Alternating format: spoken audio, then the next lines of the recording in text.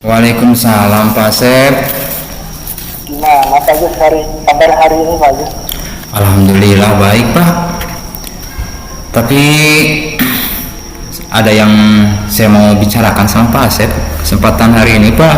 Karena selalu terpikirkan setiap kali selesai belajar. Iya Pak, silakan Pak, boleh. Kalau boleh tahu terkait masalah apa ya Pak?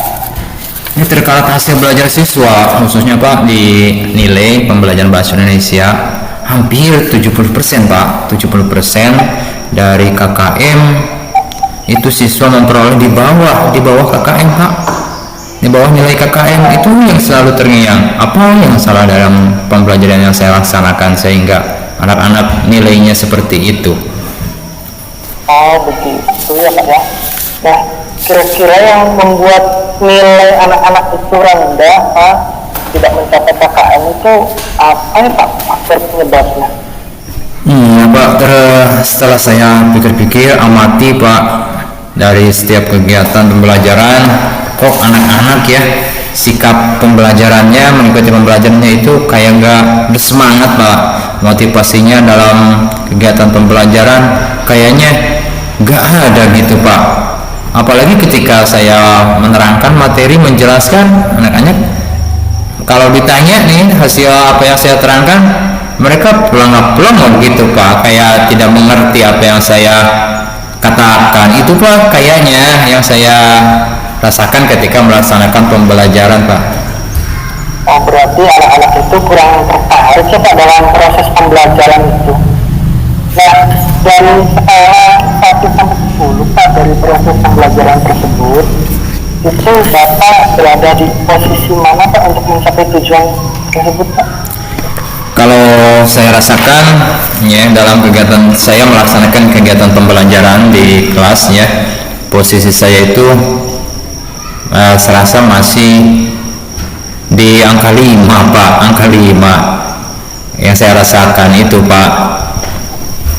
Itu kalau boleh tahu apa ya Pak penyebabnya posisi Bapak sekarang di angka 5? Karena saya belum mengeksploitasi mungkin ya kemampuan saya juga, atau memvariasikan metode-metode atau media-media pembelajaran Pak yang saya laksanakan di sekolah atau di kelas gitu Pak.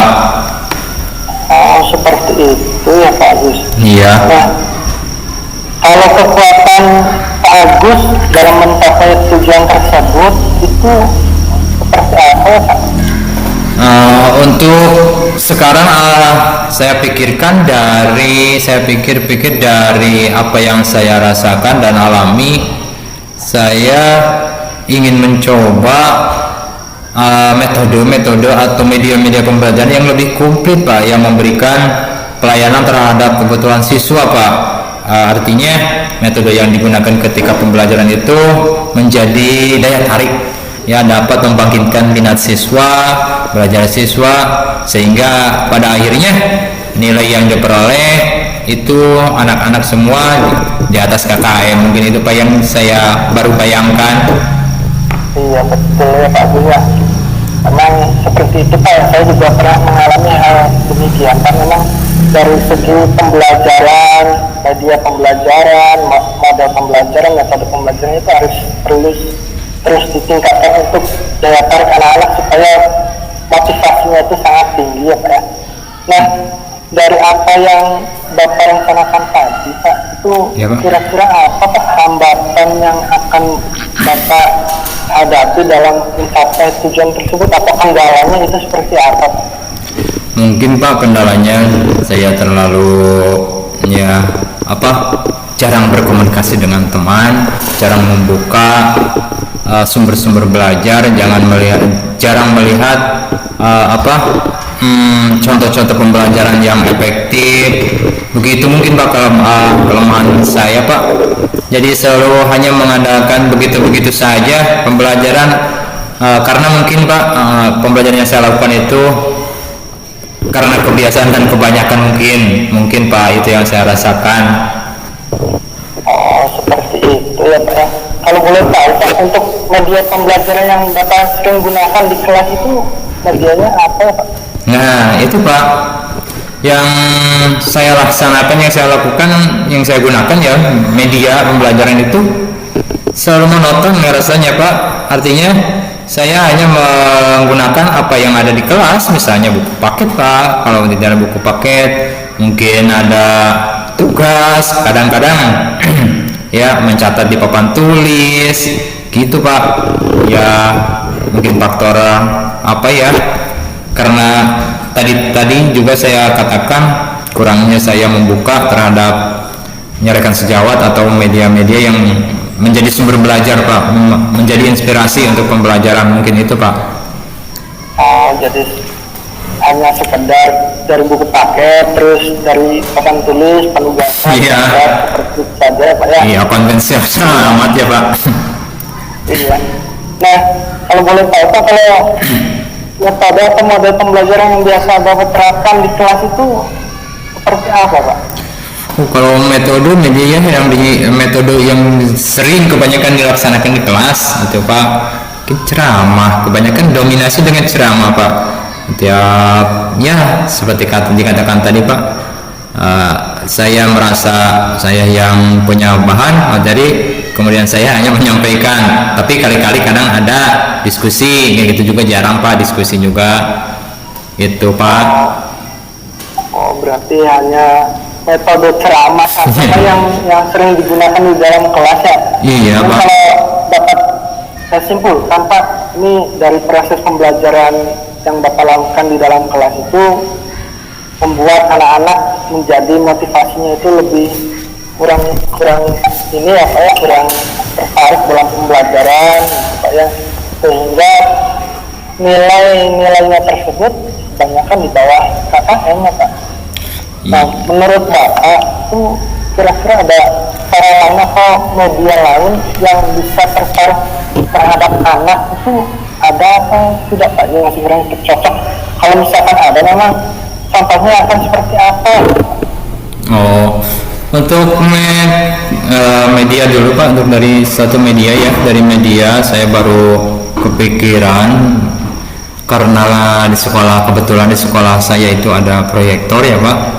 Apa salahnya kalau saya manfaatkan kan, kemudian ada laptop ya, ada internet, kemudian kebetulan juga sekarang ini kan zaman anak-anak suka pegang gadget, HP ya, kesehariannya tidak bisa lepas ya, itu bahkan menjadi sebuah ciri bagi anak-anaknya.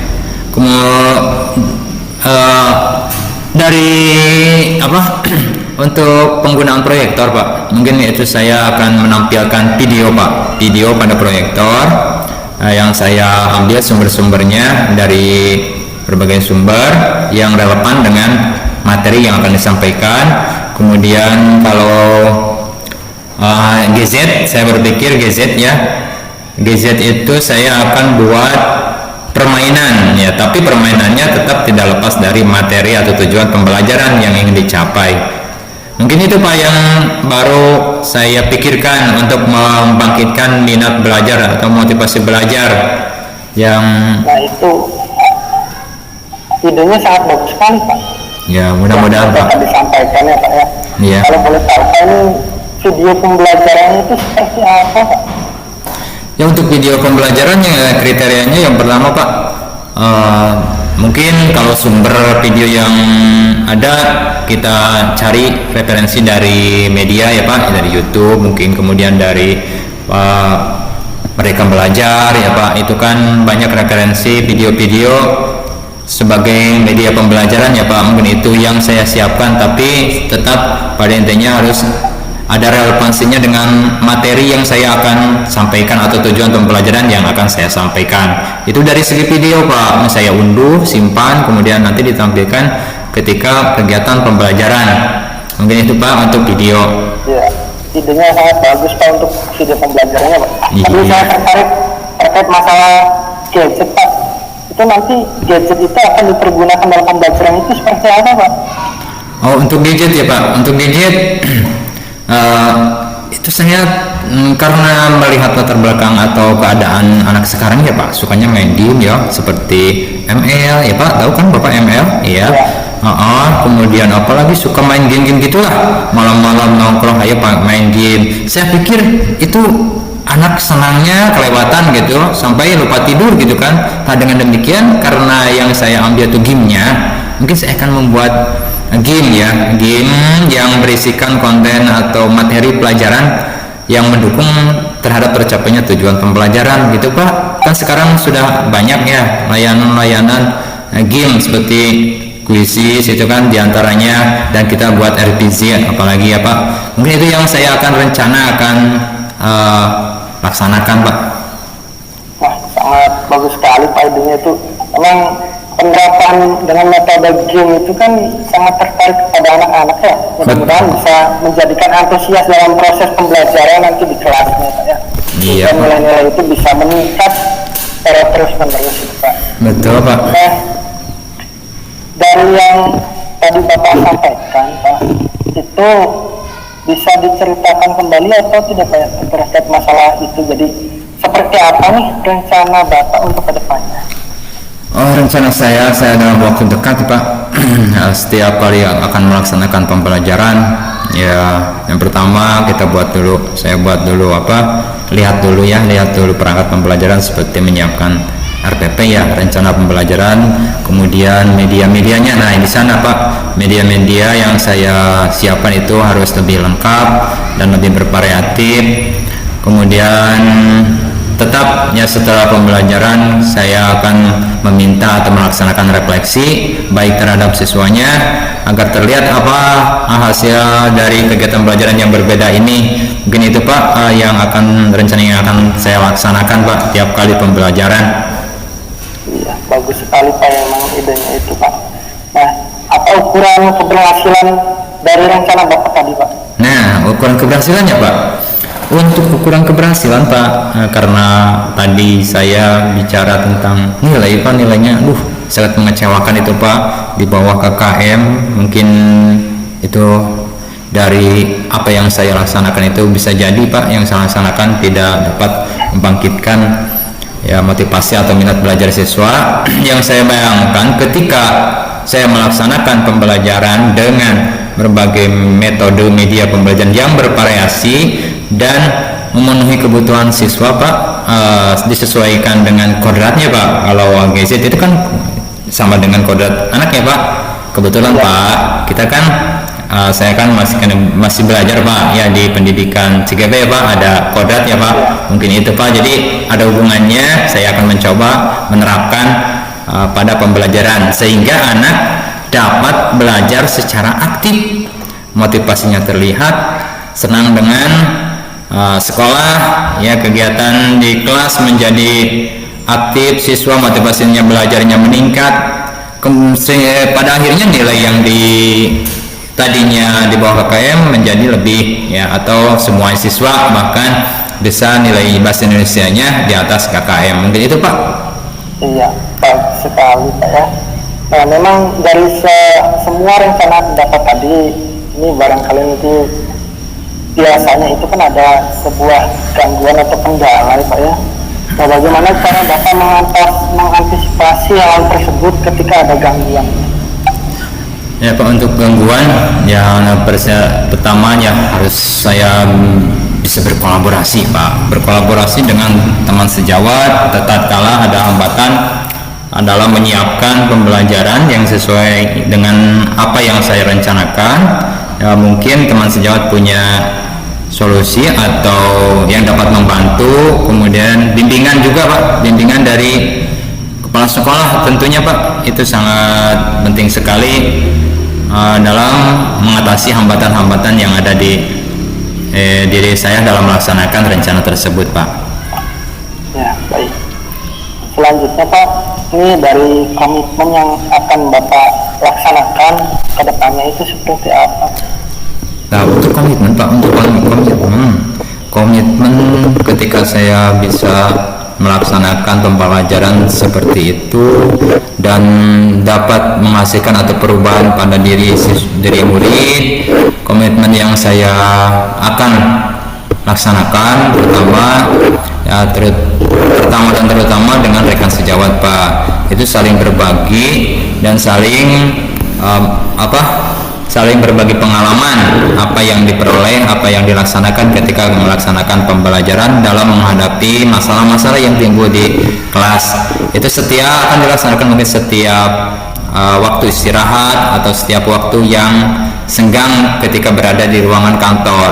Kemudian yang kedua, ya seperti tadi Pak, dengan koordinasi dengan kepala sekolah, dan yang paling penting ya Pak ya, biasanya kita sering terabaikan yaitu koordinasi dengan orang tua siswa ya Pak, kolaborasi ya, karena tidak cukup dengan di kelas ya Pak, harus ada koordinasi dengan orang tua, kerjasama untuk memantau perkembangan anak. Mungkin itu Pak, untuk menjaga komitmen agar tetap berjalan secara terus-menerus Pak.